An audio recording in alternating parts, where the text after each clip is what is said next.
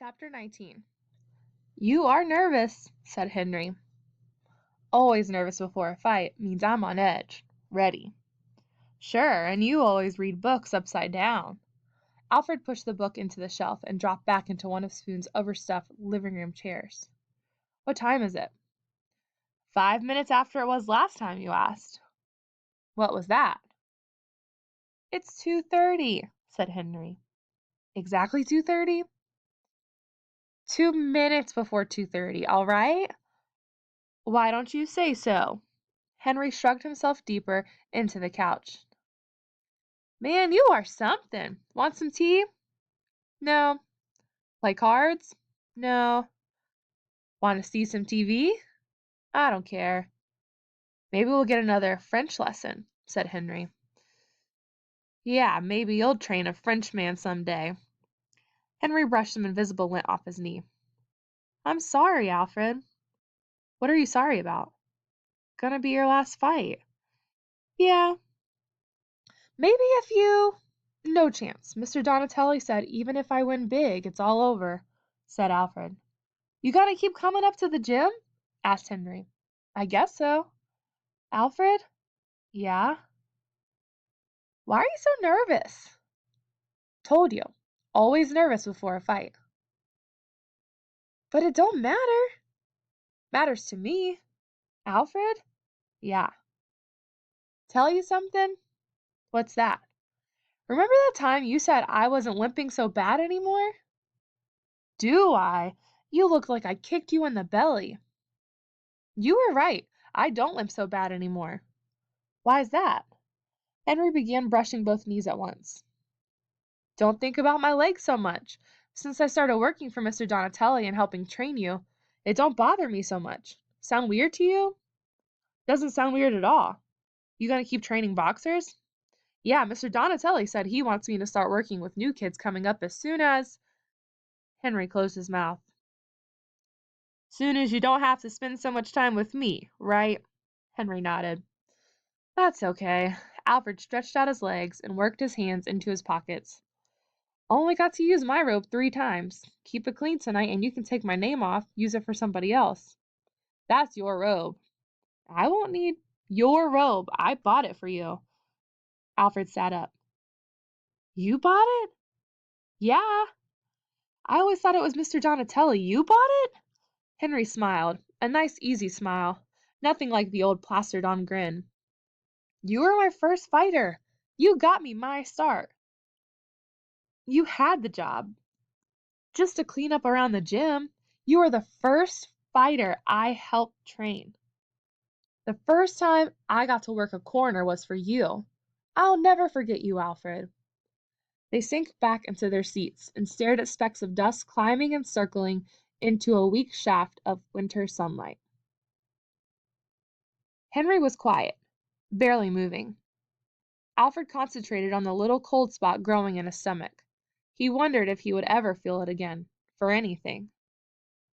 Are you guys hypnotized? Spoon burst into the apartment, peeling off his overcoat and throwing down his briefcase in one movement. Did I have a day and a half today? Boy pulled a knife on me in the schoolyard. You knock him out? Asked Henry. No, poor kid had enough beatings in his life. I spent the afternoon trying to explain to him why that knife isn't going to do him any good. It was like going 10 rounds. Spoon loosened his tie. He told me he's scared to walk around without a knife, so I suggested he go down to the gym and look up either of you 2 guys. His name is Herbert Davis. I'll watch for him, said Henry. Good. Spoon opened his briefcase and pulled out some sheets of mimeographed paper. I got that night school reading list for you, Alfred. Thanks. Alfred stood up and took it. Lot of books. You can get a start before the semester begins, said Spoon. We have most of the books here. If you come up next week when Betty and I are off for Christmas, we can go over them together. Bessie bustled in a few minutes later and started chattering with Spoon about her day at school. Alfred folded the list carefully and slipped it into a pocket. He closed his eyes and tuned out the chatter. He concentrated on the cold spot again. Got to remember that feeling, he thought. It's like an old friend you're never going to meet again.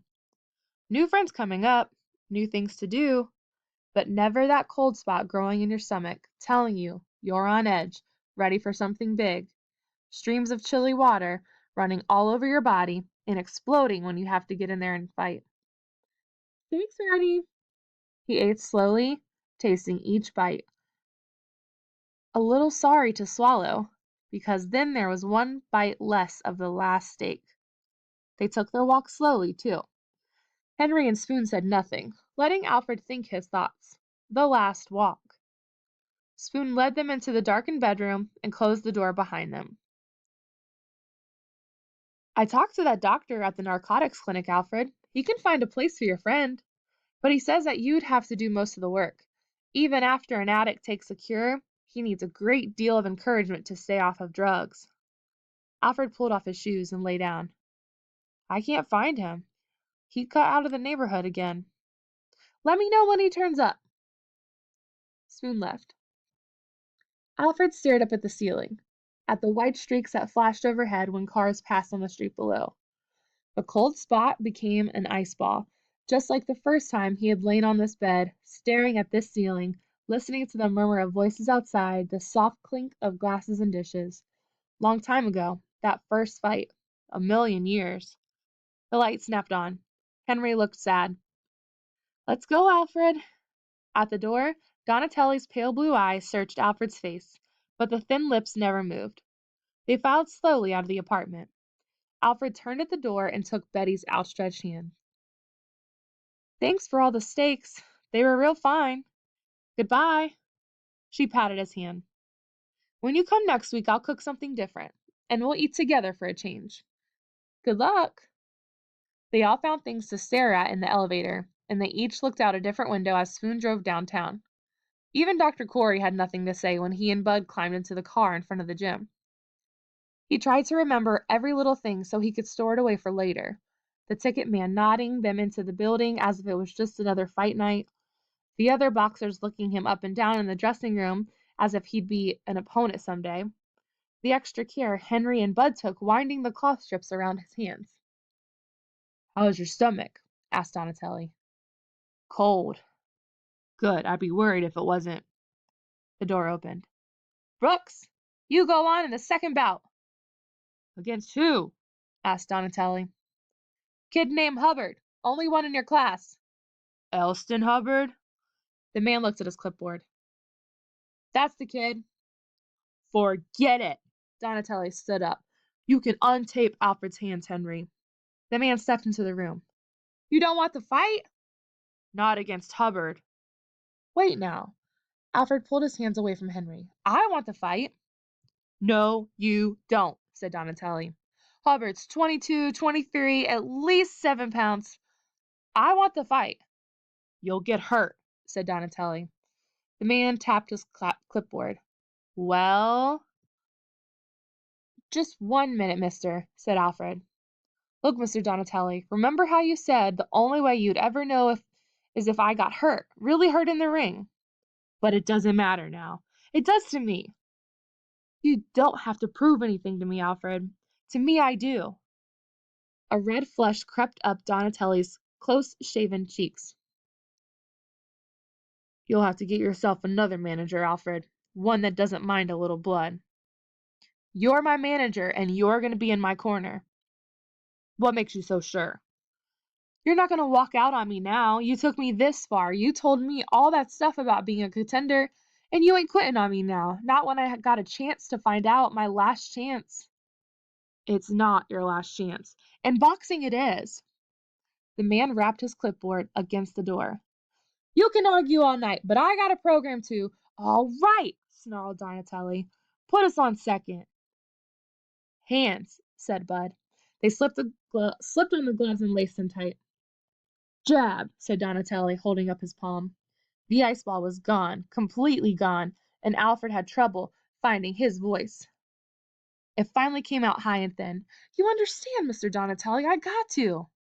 I understand. Jab. He swung his arms and loosened up his legs. The door opened again. The crowd was booing outside. Brooks! We're ready, said Donatelli. They went down the aisle, 3 abreast, Donatelli and Henry moving him along with their shoulders. Bud right behind with the towels and the bucket, up the ring steps and through the ropes.